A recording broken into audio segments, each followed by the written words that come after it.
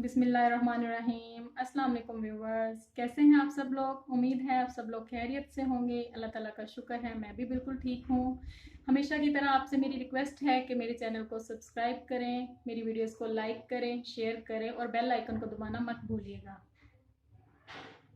अच्छा, तो आज हम बनाने जा रहे हैं अचार गोश्त। मैंने यहाँ पे चिकन लिया है 1 kg, दही लिया है 1/2 kg।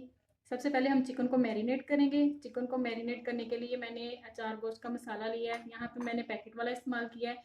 हमेशा मैं वैसे घर में बना हुआ इस्तेमाल करती हूँ। आज मेरे पास नहीं था तो मैंने घर में बना हुआ नहीं इस्तेमाल किया, तो बाज़ार से पैकेट मंगवा लिया। इसमें से हम 2 टेबलस्पून निकाल लेंगे, लेमन जूस में डाल देंगे। ये मिर्चों की फिलिंग के लिए है। बाकी जो रह गया है इसको हम दही के अंदर ऐड करेंगे। दही के अंदर ऐड करने के बाद इसको अच्छे तरीके से मिक्स कर लेना है।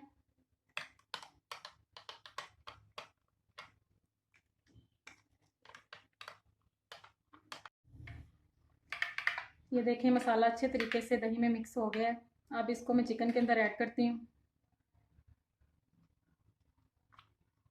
मैंने 1/2 kg दही लिया है, मैंने थोड़ा सा ज़्यादा लिया, इससे मसाला बहुत अच्छा बनेगा, इसकी ग्रेवी बहुत अच्छी बनेगी। बर्तन को अच्छे तरीके से साफ कर लेंगे।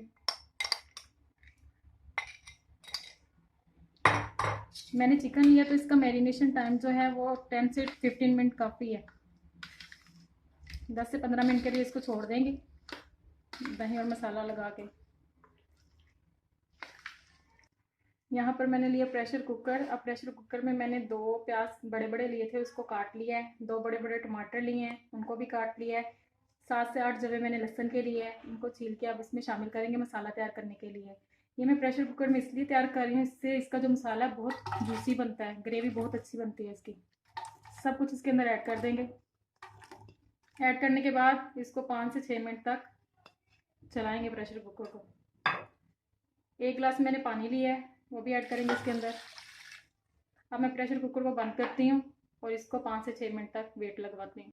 प्रेशर कुकर में मसाला तैयार करने के बाद मैंने कढ़ाई में डाल के उसको 2 मिनट तक भूनना है।